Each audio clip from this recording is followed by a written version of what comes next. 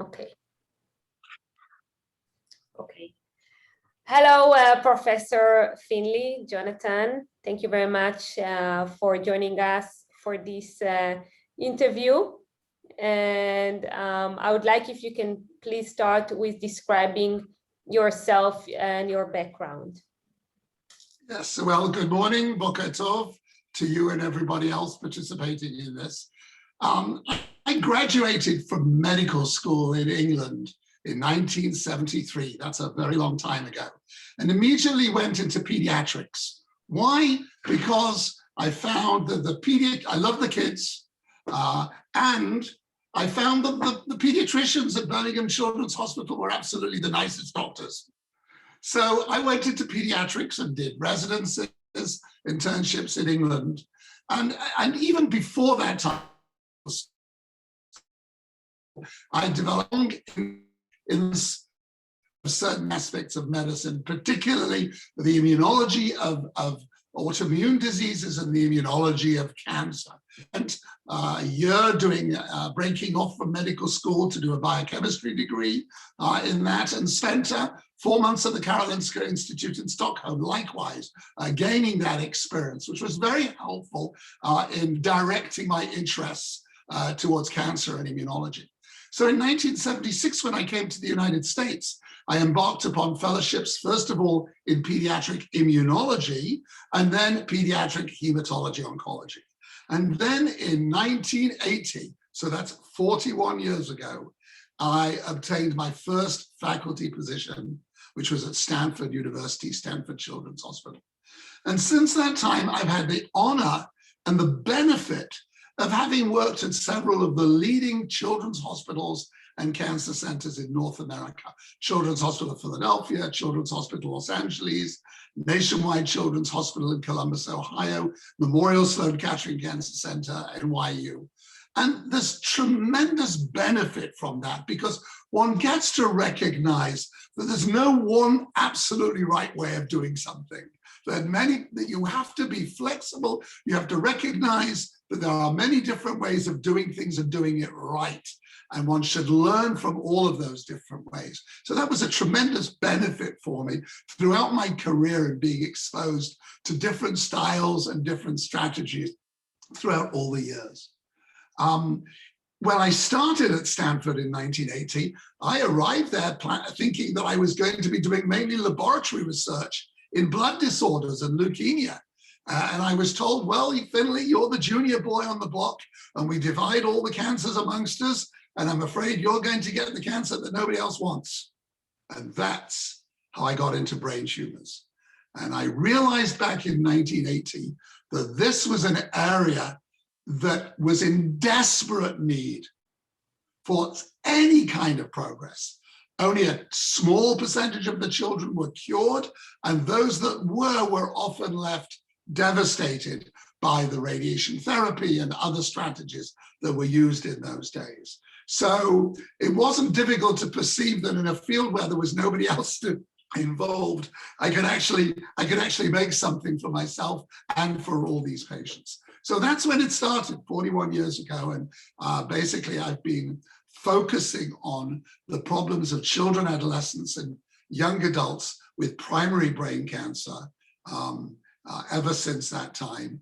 And although I finished my full-time on-site clinical work at Nationwide Children's Hospital and the Ohio State University in August of last year, I am not retired. I want to stress that very firmly.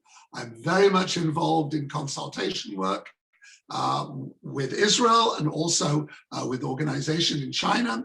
But I'm also very much involved in leading a multinational prospective clinical trial for young children with medulloblastoma, which some of you may have heard of, known as the Head Start clinical trials. I continue to be the principal investigator of that. So I hope that summarizes how I got into all of this and how I've come along to where I'm at the moment. Definitely. So thank you so much for explaining your path. And I do know that you have your, I believe, in treating kids specifically with brain tumors. Can you share it with us? Yes. first and foremost, there is no such thing as a simple childhood cancer, especially when you're considering brain cancers and soft tissue cancers of children. These are very complex, and I believe that every child, every family merits and deserves right up front consideration of alternative strategies, at least one second opinion, be it from a surgeon or an oncologist. Every child merits the best shot right up front.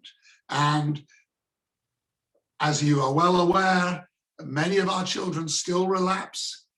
Some of these children, although in diminishing numbers, are still retrievable and curable with care and with good management. And again, I think a child and a family deserve the opinions to know whether their child should be on that path or whether others, leaders and authorities feel that it would not be fair for a child to proceed further. So the bottom line is every child, every family deserves a second opinion, and particularly in this day and age of internet access, there should be absolutely no geographical limitations to preventing these kind of consultations.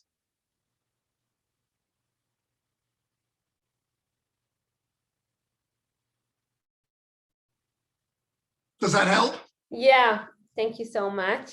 My next question refers to what is your opinion about proactivity of the family in treating the kids that is suffering from cancer? Do you have any specific opinion? Do you think the family should be proactive in their approach or just depend on the doctor that is treating the child? This is cancer, like any severe illness, be it acute or a chronic illness in a child or an adult, is a family problem, and especially in children. And the family need to be intimately involved in the decision-making as best. Not always can families understand the complexities, but we as physicians, as healthcare providers, must do our absolute utmost to explain the pros and the cons, the risks and the benefits, and present alternatives right from the outset and involve the families in those decisions. Now, there are some variations in philosophy in this regard, for example.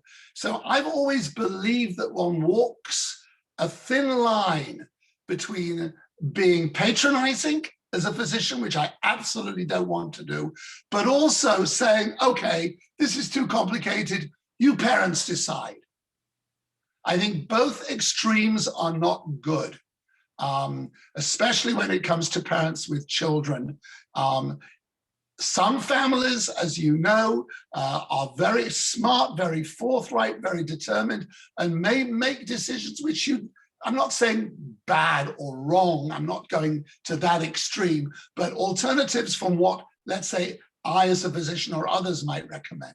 I feel in that situation that whenever I possibly could, I have decided ultimately and tried to support the family in that, because the decision that they bring upon their shoulders, they're going to live with that decision forevermore, whatever happens to their child.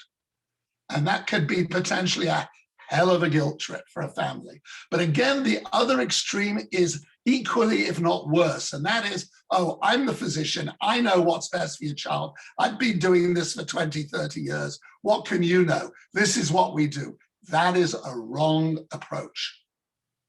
I feel that after I've talked with a family, however long it takes, and it's not at one session, it's at several sessions usually, but if I have not done a good job and explained to them and justified to them what I'm recommending, then that's my problem, not the parent's problem, and I have to do better.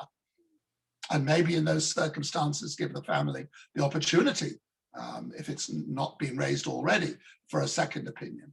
Sometimes these decisions, especially with childhood brain tumors, are extremely complex, and there is no absolutely right or wrong answer. Thank you.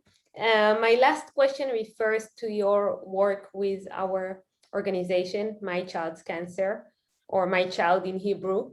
And we've been communicating for many, many years, a decade, you and I, and you helped dozens of families from Israel along the years. Now we are taking it to the next step of creating the advisory board. So I would appreciate if you can just refer to your work with us and what do you think about our mission? Well, I'm extremely excited at the transformation that your foundation has undergone in the last year. And indeed, your foundation is a shining example of what I stated earlier, that in this day and age, there should be absolutely no geographical limitations, whether it's within the country or internationally, from access to the best opinions that are available. And I believe that we together have gathered some of the world's authorities in Europe, as well as in North America, in different aspects of childhood brain tumors and other cancers, for people who are leaders in the field and are absolutely willing to provide those kind of consultations. And we've not needed it yet, but if we need more than one, if we need to, because of the controversies that can exist, we'll do that too. Your foundation has gotten off to a magnificent start.